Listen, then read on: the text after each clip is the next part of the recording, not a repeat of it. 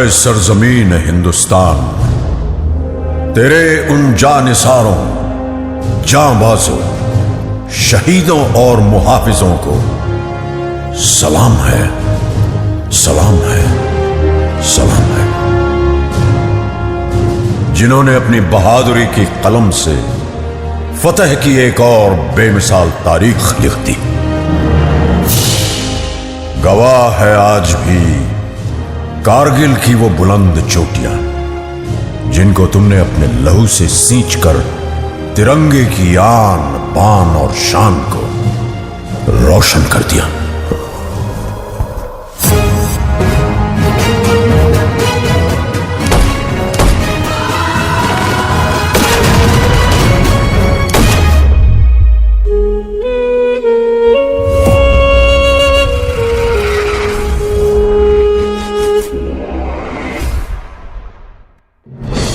सन 1999 पड़ोसी मुल्क पाकिस्तान ने बगैर किसी आभास के अपने सैनिकों को एलओसी पार कर भारत की सीमा के अंदर भेज दिया। जनरल परवेज मुशर्रफ। जनरल का प्लान सीधा और साफ था। सर्दियों की चरम पर प्रशिक्षित कमांडोज को जिहादी जामा उड़ाकर भारत की सरहद के पार भेजना, वहां पोस्ट और बंकर पर कब्जा करके कश्मीर और लद्दाख को जोड़ती कड़ी को तोड़ना। द्रास सेक्टर की मुश्को घाटी, मारपोला रिज लाइन, कारगिल के आसपास काकसर, बटालिक सेक्टर, चोरबाटला सेक्टर और सियाचिन के दक्षिण में तुर्तुक पर पाकिस्तानी फौज ने धोखे से अपना कब्जा जमा लिया था। लेफ्टिनेंट सौरभ कालिया की अगुवाई में निकली पेट्रोलिंग पार्टी बड़े रहस्यमय ढंग से गायब हो गई थी। कुछ दिनों के बाद उनका क्षत विक्षत शव पाकिस्तानी सेना ने हमें सौंपा। जिस निर्दयता से उन्हें मारा गया था, प्रशिक्षित पाकिस्तानी फौजियों की ही कुचेष्टा थी। तत्कालीन प्रधानमंत्री श्री अटल बिहारी वाजपेयी पड़ोसी देशों के साथ सद्भावना में विश्वास रखते थे, पर पाकिस्तान के इस छुपकर हमला करने की साजिश से वो अत्यंत क्षुब्ध हो उठे। हम शांति चाहते हैं, ये तो दुनिया ने देखा। अब दुनिया ये देखेगी कि हम शांति की रक्षा के लिए और अपनी शक्ति का भी प्रदर्शन कर सकते हैं। लड़ाई के परिणाम के बारे में भी मेरे मन में कोई संदेह नहीं है।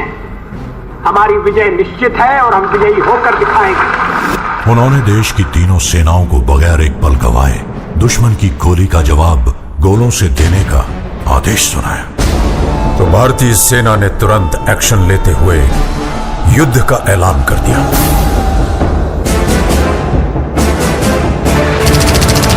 Chief of army staff general VP Malik के नेतृत्व में लड़ी गई कारगिल की जंग अपने आप में सैनिक रणनीति और साहस का एक उदाहरण है। ऑपरेशन का नाम था ऑपरेशन विजय। थल सेना दुश्मन को खदेड़ रही थी, अब आसमान से आग बरसाने की पारी थी। वर्तमान वायुसेना प्रमुख wing commander BS Dhanoa Kargil युद्ध के दौरान फाइटर स्क्वाड्रन के कमांडिंग अफसर थे। स्क्वाड्रन लीडर अजय आहूजा, के नचिकेता और स्क्वाड्रन लीडर रघुनाथ नाम्बियार जैसे दिलेर फाइटर पायलट भी कारगिल के हवाई हमलों में नायक के तौर पर उभरे। नाम दिया गया ऑपरेशन सफेद सागर। इसी दौरान भारतीय नौसेना भी सक्रिय हो उठी।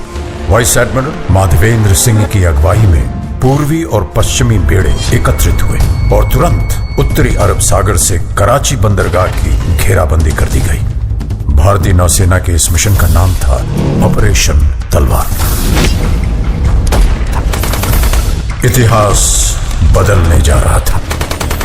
वंदे मातरम, वंदे मातरम, वंदे मातरम, वंदे मातरम। और रुख मोड़ दिए तूफानों के, चट्टानों को धूल बनाया है। दुश्मन हमको ना भूलेगा, उसे ऐसा सबक सिखाया है।